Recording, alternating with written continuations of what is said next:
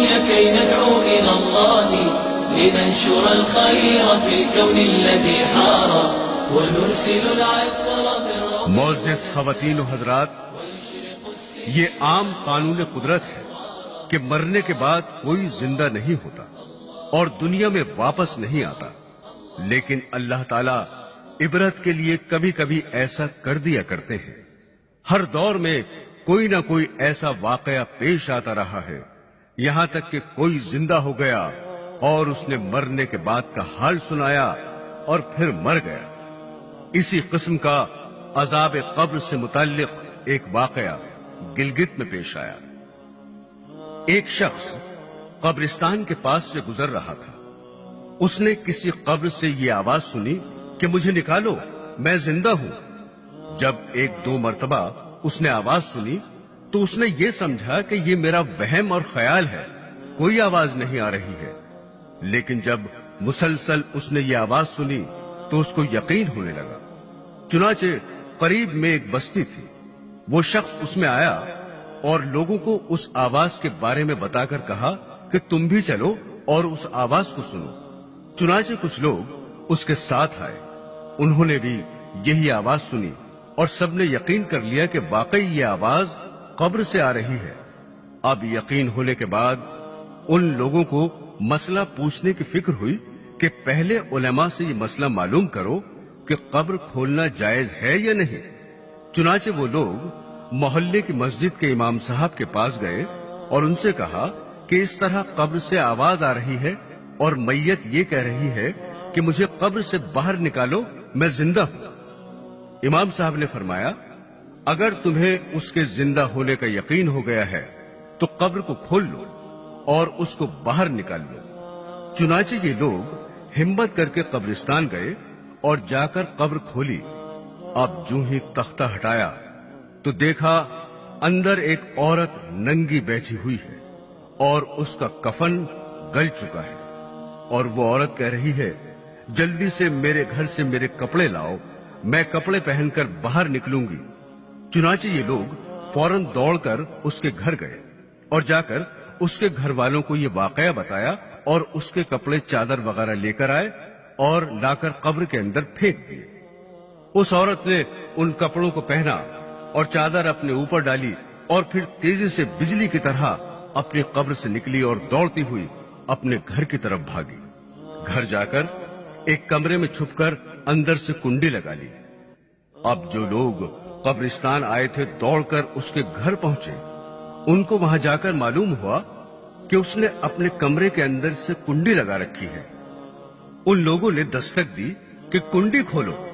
اندر سے اس عورت نے جواب دیا، میں کنڈی تو کھول دوں گی، لیکن کمرے کے اندر وہ شخص داخل ہو جس کے اندر مجھے دیکھنے کی تاب ہو، اس لیے کہ اس وقت میری حالت ایسی ہے کہ ہر آدمی مجھے دیکھ کر برداشت نہیں کر سکے گا، لہذا کوئی دل گردے والا شخص اندر آئے اور آ کر میری حالت دیکھے۔ اب سب لوگ اندر جانے سے ڈر رہے تھے، مگر دو چار آدمی جو مضبوط دل والے تھے انہوں نے کہا کہ تم کنڈی کھولو، ہم اندر آئیں گے۔ چنانچہ اس نے کنڈی کھول دی اور لوگ اندر چلے گئے۔ اندر وہ عورت اپنے آپ کو چادر میں چھپائے بیٹھی ہوئی تھی۔ جب یہ لوگ اندر پہنچے تو اس عورت نے سب سے پہلے اپنا سر کھولا۔ ان لوگوں نے دیکھا کہ اس کے سر پر ایک بھی بال نہیں ہے، وہ بالکل خالی کھوپڑی ہے، نہ اس پر بال ہے نہ کھال ہے، صرف خالی ہڈی ہڈی ہے۔ لوگوں نے اس سے پوچھا، تیرے بال کہاں گئے؟ اس عورت نے جواب دیا کہ جب میں زندہ تھی تو ننگے سر گھر سے باہر نکلا کرتی تھی، پھر مرنے کے بعد جب میں قبر میں لائی گئی تو فرشتوں نے میرا ایک ایک بال نوچا، اور اس نوچنے کے نتیجے میں بال کے ساتھ کھال بھی نکل گئی۔ اب میرے سر پر نہ بال ہے نہ کھال ہے۔ اس کے بعد اس عورت نے اپنا منہ کھولا۔ جب لوگوں نے اس کا منہ دیکھا تو اتنا خوفناک ہو چکا تھا کہ سوائے دانتوں کے کچھ نظر نہیں آیا، نہ اوپر کا ہونٹ موجود تھا نہ نیچے کا ہونٹ موجود تھا، بلکہ 32 کے 32 دانت سامنے جڑے ہوئے نظر آ رہے تھے۔ سوچئے، اگر کسی انسان کے صرف دانت ہی دانت نظر آئیں تو کتنا ڈر اور خوف معلوم ہوتا ہے۔ اب ان لوگوں نے اس عورت سے پوچھا، تیرے ہونٹ کہاں گئے؟ اس عورت نے جواب دیا، میں اپنے ہونٹوں پر لپسٹک لگا کر نامحرم مردوں کے سامنے جایا کرتی تھی، اس کی سزا میں میرے ہونٹ کاٹ لیے گئے، اس لیے اب میرے چہرے پر ہونٹ نہیں ہے۔ پھر اس عورت نے اپنے ہاتھ اور پیروں کی انگلیاں کھولی، لوگوں نے دیکھا کہ اس کے ہاتھ اور پیروں کی انگلیوں میں ایک بھی ناخن نہیں تھا، تمام انگلیوں کے ناخن غائب تھے۔ اس سے پوچھا، تیری انگلیوں کے ناخن کہاں گئے؟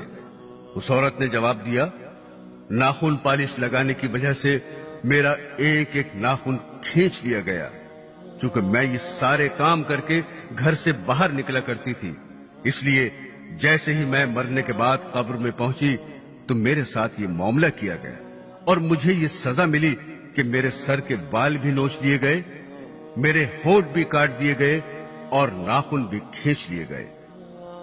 اتنی باتیں کرنے کے بعد وہ بے ہوش ہو گئی اور مردہ بے جان ہو گئی جیسے لاش ہوتی ہے۔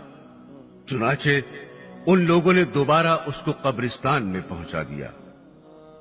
محترم خواتین، اللہ تعالیٰ کو یہ عبرت دکھانی مقصود تھی کہ دیکھو اس عورت کا کیا انجام ہوا اور اس کو کتنا ہولناک عذاب دیا گیا۔ بے پردہ خواتین اس واقعے سے عبرت لیں اور ان گناہوں سے توبہ کریں۔ معزز خواتین و حضرات، جہنم میں عورتوں پر عذاب دیکھنے کے بارے میں حضور اقدس صلی اللہ علیہ وسلم نے اور بھی بہت سی احادیث میں بیان فرمایا ہے۔ چنانچہ نامحرم مردوں کے سامنے بے پردہ نکلنے کے سلسلے میں ایک حدیث میں آپ نے فرمایا، میں نے جہنم میں زیادہ تر عورتوں کو دیکھا۔ پھر فرمایا، عورتوں کے جہنم میں کثرت سے جانے کی 4 وجوہات ہیں۔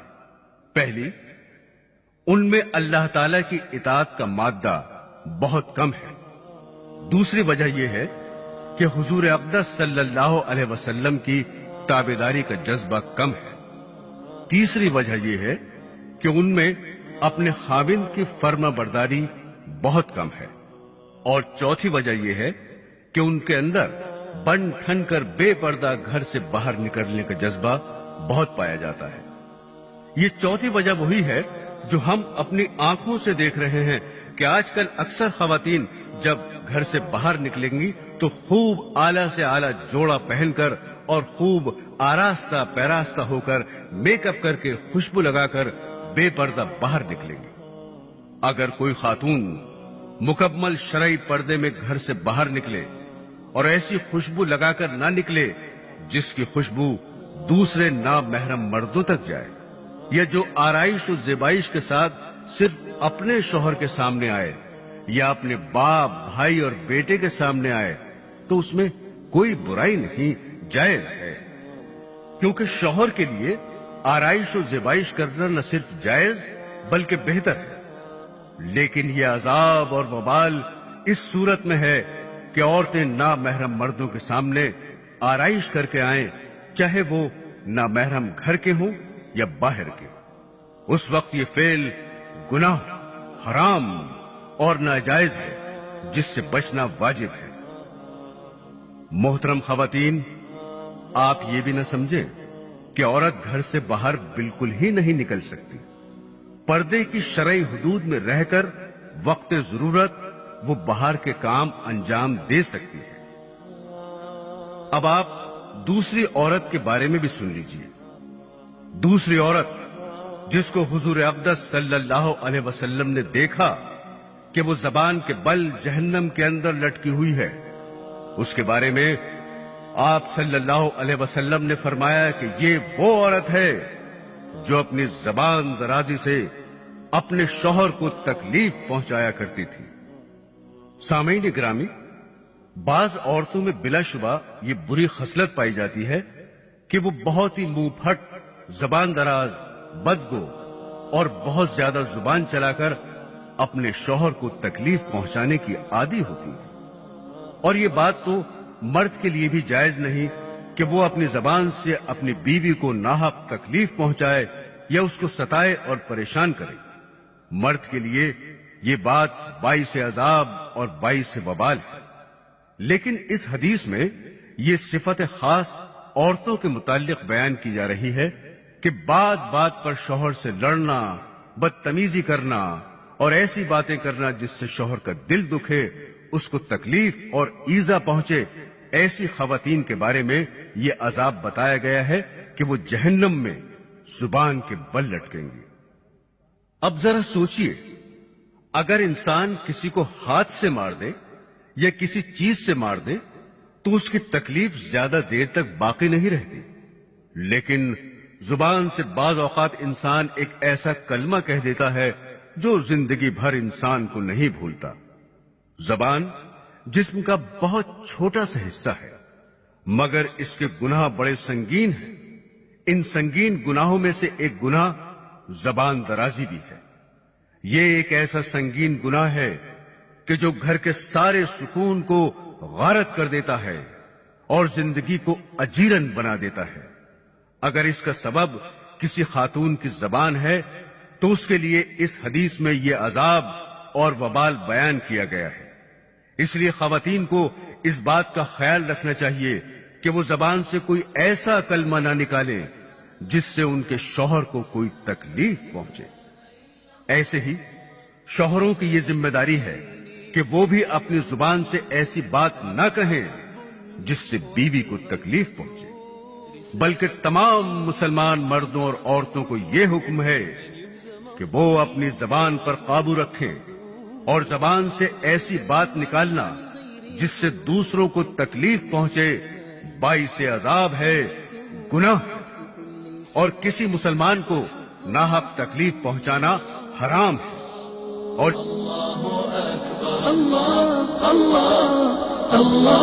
اکبر، لا الہ الا اللہ، لا الہ الا اللہ، لا الہ الا اللہ۔